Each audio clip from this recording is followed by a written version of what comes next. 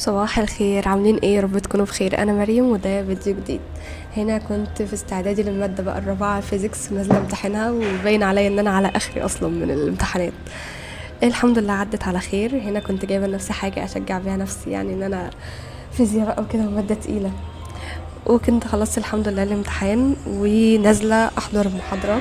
كان عندي محاضره تعريفيه كده سريعه، هي غير مضافه للمنهج، ودي كليتنا المتواضعه. وهنا كان في طريقي الى المدرج.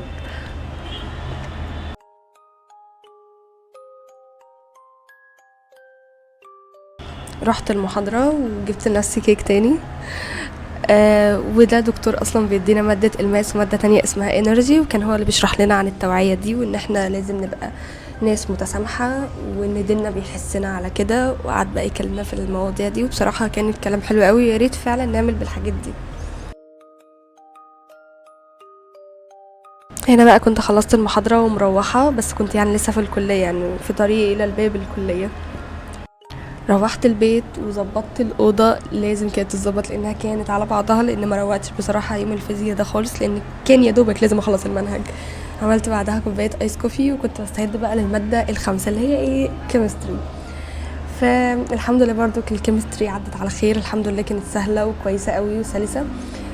وكان نفسي قوي في آيس كوفي لأن كان الجو حر قوي يومها، وكنت بحلم بيه إن أنا أروح البيت وأعمله لنفسي الصراحة. و متنسوش لو عجبكم الفيديو تتابعوني على الانستجرام والتيك توك وتشتركوا في القناة، هسيب لكم الروابط تحت في اول تعليق ان شاء الله. سلام عليكم. السلام عليكم.